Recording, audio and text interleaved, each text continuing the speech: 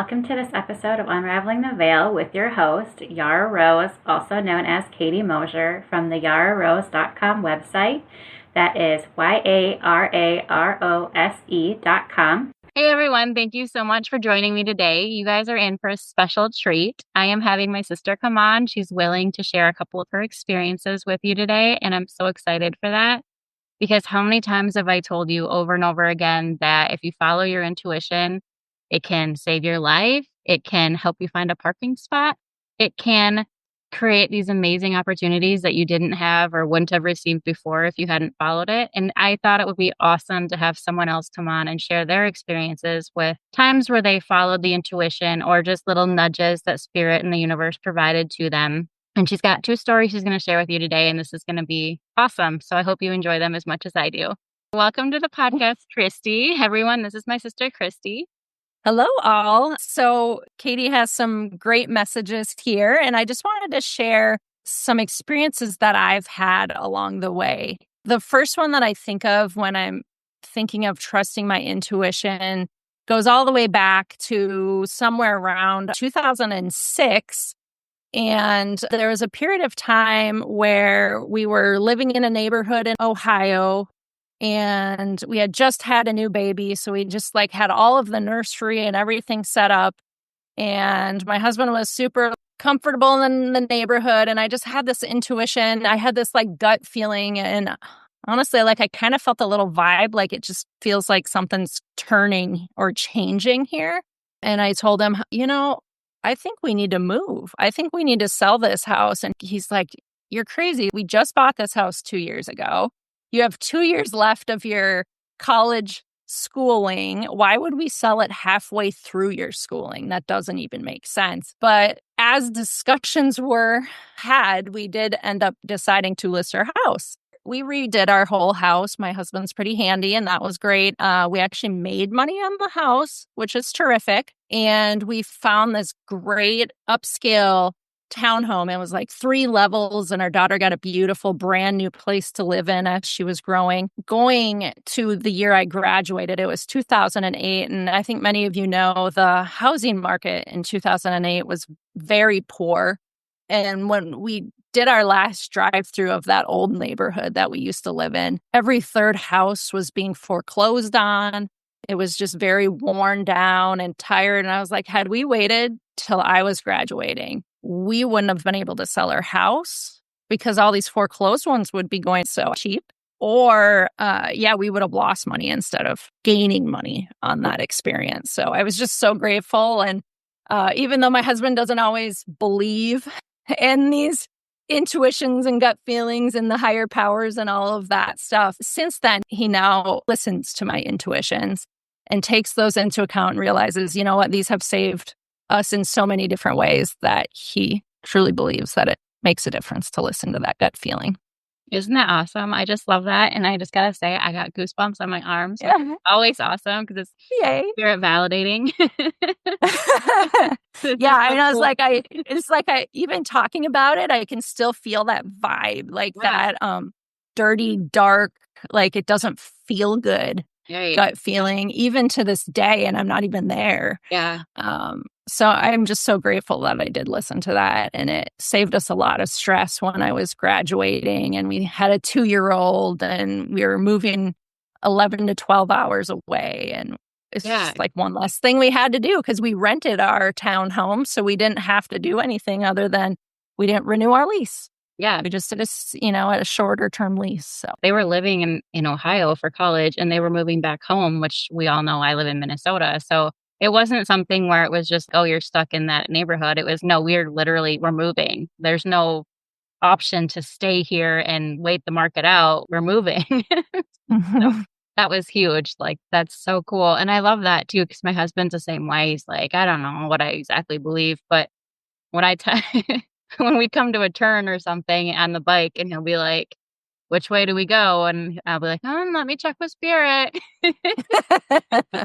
They say left or right. And he's like, okay, let's go that way. Because he knows, we've done it enough times that he's like, ask your spirit about this. See what they say about this. I love it. It's really fun when someone that doesn't believe starts to believe because they've experienced it now. Yes. Through us. Yes, exactly. Yeah. When I first started this whole journey, he called it my voodoo chair, which irritated me to no end. And now he's asking for advice about certain things. And I'm like, this is awesome. But honestly, when you see it in other people, like when you see that experience you had and you see how it worked out, I don't know how people can see that and not believe, because how else can you explain that? You know? Mhm. And I Yeah. think that that's why, like, when we share stories as a group, that it changes the world, because when you see it, then you open your eyes to it, and then you open your vibration to have those experiences happen to you. And once you've experienced it once or something big like that, then you're like, oh, I'm going to try this again because last time this happened. And then like that becomes your life. So it's so Mhm. awesome to me. I just love it. Love it. Anyways, okay, I will let you tell your other story to the audience. Well, that kind of does segue into the next story, is kind of listening to the different things along the way. So the next one was a little bit different. Fast forward to 2021. So definitely a few years later, my daughter was graduating from high school the next year. And so we were looking at what to do for her senior pictures. And if anyone knows my daughter, they know she has a lot of ideas for how she wanted that senior year to go. So we got a quote for her senior pictures, and it included all of the on-site things she wanted to do. She had a vision of having her pictures with her dog in a field full of wildflowers. So that would be obviously leaving the photographer's studio, going on site. She also wanted pictures with her cheer uniform on the football field. So there was just diverse locations that she wanted things, and that obviously cost more. So the quote was over $6,000. And we're just like, wow, these senior pictures they're pictures, but they're not really used a ton beyond, they hang on the wall. They're used at the graduation party, but it's $6,000 seems like a lot to spend for pictures. Yeah. For me anyway. I know others do it, but we checked in with my sister, Amy, and she is a terrific photographer. And she was like, wow, that is a lot. I could do them for free. You just have to come to me because I can't leave home. And for those of you that don't know, she lives in Texas. So here we were at that point back in Minnesota and talking to her in Texas. And so through some conversations, we were trying to figure out details. And my daughter was talking to Amy, and she said, well, for the wildflower part, the bluebells are just perfect right now, but they're probably only going to be in season for another week or two. So if you wanted to get a picture with the bluebells, you have to basically come now. And I think that a lot of people would go like, well, that's just not possible because, they want to plan ahead. Yes, and I'm going to interject right here because I told her before we started filming that I would have been one of those people that's like, okay, well, we're going to have to find you some other wildflowers, honey. I'm not. How do we go from like we're here, we're doing our work schedule to all of a sudden within 7 to 10 days bringing you to Texas? That's a huge opportunity that Spirit gave them out of the blue, that they had to be like, is this what we want to do or not? Mm-hmm. Yeah, it was like you had to trust that there was a reason that we were doing that. And we didn't really 100% know why, because our original pictures with the photographer were scheduled in mid-July. And so this is when we got our quote in March, and we were talking to my sister in April. So we were at the point where the wildflowers that are best in her area were those bluebells. And our family's favorite color is blue. We all love blue. If anyone asks what their favorite color is, it's always blue. Yep. So, and then her best friend was her golden retriever, and he's red. And she's like, "Oh, it'll be so pretty. I really think we should do this." And I think again, a lot of parents would be like, "I have to work. I can't take off. This is just not going to work. It's too short term." Mm-hmm. So that's where we're fortunate to own our own business and have people working for us that allows us to be able to just pick up and take off. So we did end up driving to Texas, and we did some cool stuff. Like we took pictures on the San Antonio Riverwalk. We took pictures at the Alamo. My daughter loves history. So like the Alamo was one of her favorite pictures because she just thinks it's so cool. I was at the Alamo. And all of the history behind that. And then we took pictures, of course, in the field of bluebells. And there's such beautiful pictures. And we were so grateful. And my sister did a terrific job. And guess what? It didn't cost us $6,000. It was like a fraction of that because we stayed at my sister's house. We hung out. It was kind of like a mini vacation. We were here in Minnesota where it's cold, and we got to go south where it was warmer. And it was a terrific experience. We had so much fun. And Dakota rides so well in the car that we were like, we'll just take him. Because at one point we had thought about leaving the dog at home and doing that photo with him later on. In the fall, there's different flowers in Minnesota, or we could do the leaves, or we could do something different. So there was a time when we were debating, do we bring him or do we not? And resoundingly, we all decided, yeah, let's just bring him. Mm-hmm. And then he can be in those pictures that she envisioned in her head, where her and Dakota are in that field of flowers. Yeah. So we brought him. Yeah. So the ending part, which is going to be the harder part for me, is that Dakota passed away 5 weeks later. And had we waited for July, when she originally had her photos scheduled, he would not have been there.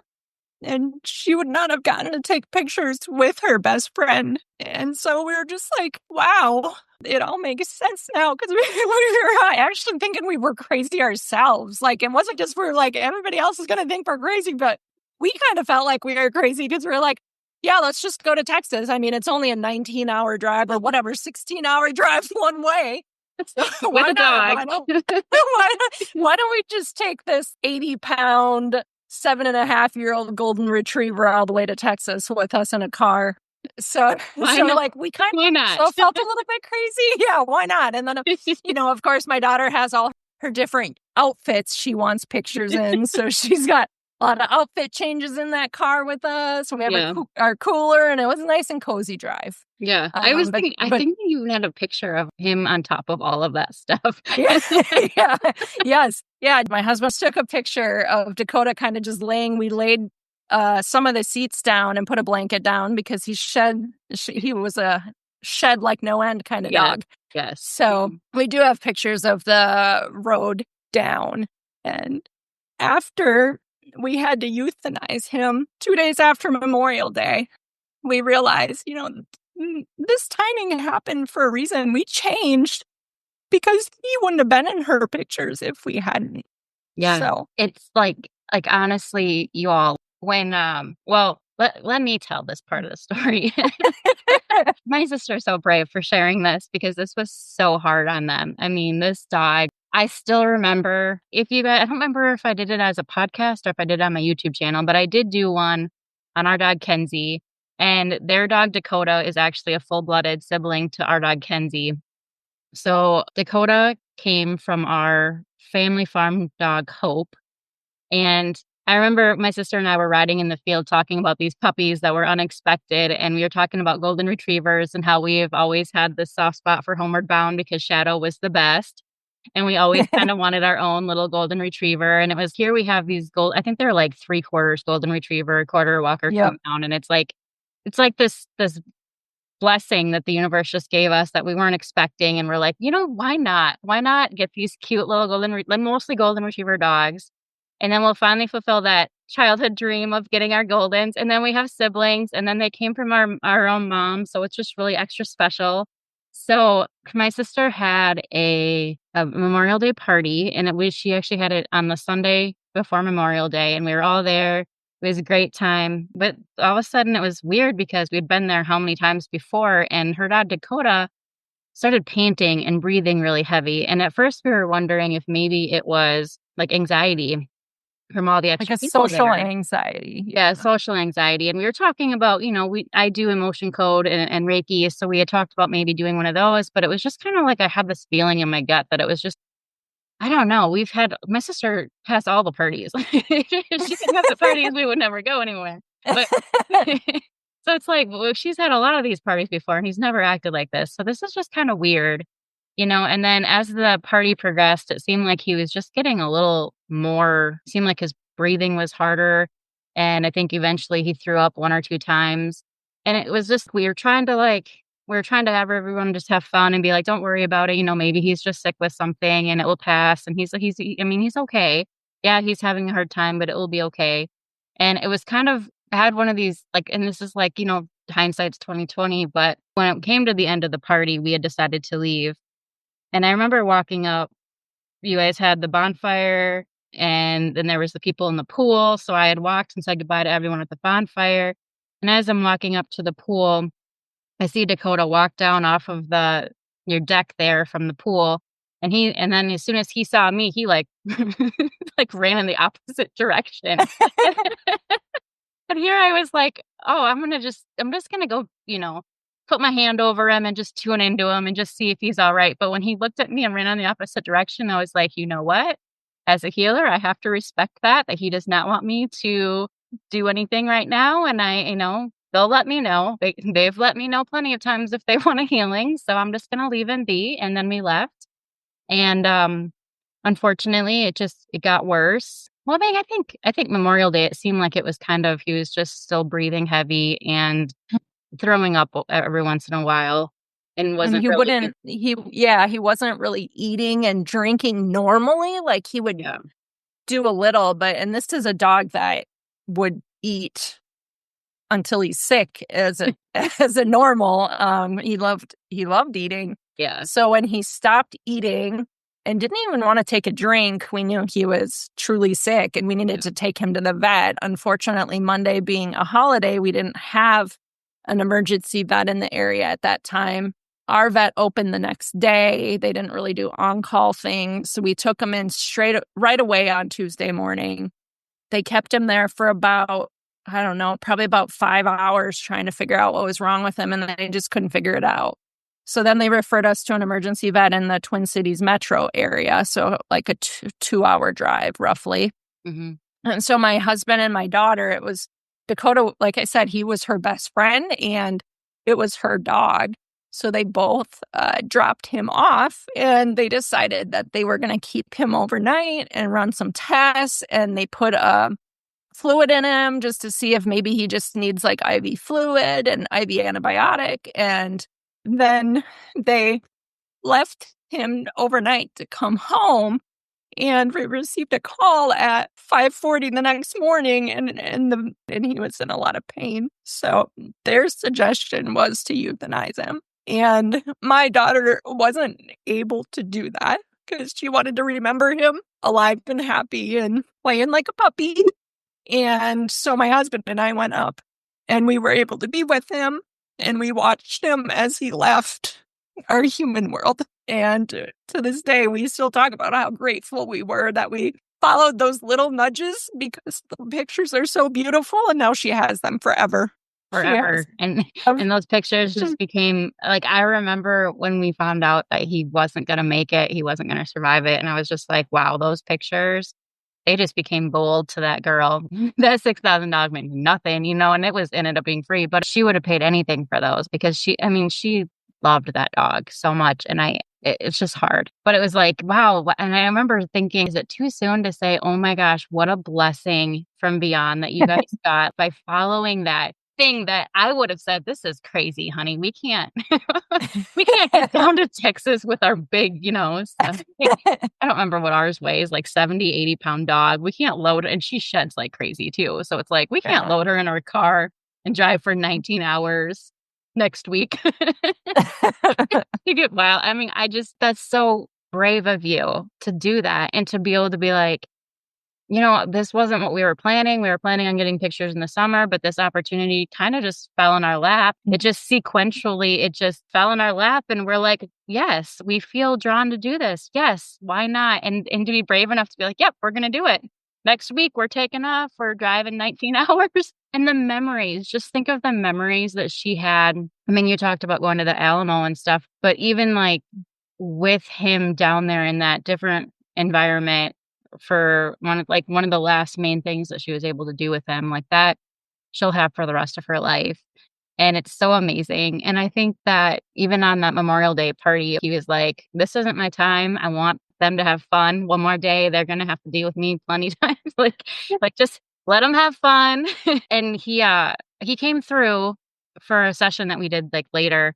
And he said that one of his lessons that he wanted to teach your family and leave your family with was to be present in the moment and to say yes to being in the present moment, because you never know how long you're going to have whoever's in that moment with you. So really to enjoy those times. And I think that this, as a life lesson, that's amazing anyways. I'm getting goosebumps again. But I think that even like the last, month and a quarter, like, I don't know, 5 weeks of his life, he really emphasized that with an exclamation mark. The universe gave you these nudges. You said yes. And because of that, you got this amazing trip with all of these great experiences. You got these pictures that you'll have forever. And we had, like this great time together that we wouldn't have had otherwise. Otherwise, it would have been just everything, when you're in your environment, and it's like the daily grind. It's the same thing over and over again. And you don't necessarily appreciate things as much as you do when all of a sudden you're in a different environment and it's like, oh my God, this is the dog I love. And look what we're doing together. We're taking him out for ice cream or something. Yeah. Yeah. Yeah. I mean, that's true as well in the day to day. Okay, you get up, you feed your dogs, you feed yourself, you get ready, you've got to work, come home, feeding kids and selves and dogs again, you go to bed. And so the amount of time you actually get to spend with them on those days is not very much. So in this case, we drove straight through because that's the kind of crazy people we are. We just took turns driving. And we got to spend all of that time together with him. That really does feel like a blessing. Yeah. And after he passed in June, we truly felt, I used to say, like a golden size hole in my heart, because we have other dogs, but he was just different, and he had a different place in our heart, and obviously he's not replaceable. So. Right. Yeah, I don't think there is any soul that's replaceable, but I think that that's just, it reemphasizes how important it is to truly just enjoy them while they're there. And we all know, well, on my podcast and the people that listen, we all know that he's still there. He has shown me images in my third eye of him like laying on your daughter's feet. And that was one thing that he always used to do. And I know that he's with them. And I know that he's watching over them. He's done things to Christy to give her messages and stuff. And I always say this because death is hard. It's a transition, and they're never gone. It's kind of like they're in the other room, basically, because you can't really see them. You can't really hug them, but you know that they're there. But even though that you know that they're still there, you can't give them that physical hug. And sometimes that's really what you want. Is you just want that last hug from them again. Yeah. So even though that they're not they're not really gone, it is a death of some kind, because it's the death of that physical relationship, and that is hard. And I think that that's something that we never really truly ever stop missing, even though we know that they're there with us in other ways. Yeah. I just love this story, because even I who was like, I come on this podcast all the time and I'm like, you got to say yes to those opportunities. Your intuition is telling you this, follow your nudges. Even when I heard that that Christy was taking her whole family down to Texas next week, I was just like, wait, what? Where did that come from? Yeah, I mean, overall, I feel like we have become more spontaneous after that experience, because we know, we've had that experience where this actually, it made a difference. And honestly, it has made us more spontaneous, where we're like, well, that would be fun. Let's just do it. Yeah. Let's just get to exchange students and have a couple extra people in our house. Like 7 people's not that many, right? I mean, we only have 5 dogs, 7 people. We can do this. And it has been a terrific experience. We just love sitting with them and talking with them. And so any form of nudge or gut or intuitive feeling is totally worth listening to. Oh, for sure. For sure. And when you say that, you just said, I just want to repeat this. You just said that because of that experience, you are more willing to be spontaneous and appreciative of the now. And isn't that exactly what Dakota said he came here to do? So isn't that the perfect bow on top of this package? This dog was amazing, you all. And you know how much I love dogs and how much I talk about them and how much they mean to my family and I. And I thank my sister so much for being brave and courageous enough to come on here and share her experiences with you all, because I know it wasn't easy. I can't even imagine how hard it was to share that, because it's such a, when you have those happy goldens, because I feel like so many people relate to the happy-go-lucky golden retriever, but when you have those big, huge, bright presence in your life and all of a sudden they're just gone unexpectedly, it came out of left field, like no one would have anticipated it. And when that absence is there, it's still felt, and it's only been 2 years. So I want to thank you so much for coming on and being willing to share this story, because I know that it's made my eyes open to a lot more of, but hey, maybe we should. We're getting the feelings that we should. All the signs are there. So even though my ego is telling me all these reasons about why we shouldn't, I think we should. I think we should do this opportunity, this whatever. And as you said, you've brought foreign exchange students into your house. That's amazing and great. I'm sure we could create a podcast on that too sometime. but we will leave it here today because you've already been amazing and I appreciate it so much. And I hope that you guys all learned something from this. And I hope that you follow the nudges in your life and you say yes, because you just never know where they're going to lead you and why they're leading you there. So say yes. Thank you. Thank you. Thank you so much for joining me. And I wish you the most love, light, and inspiration. With all of my love, Yara Rose.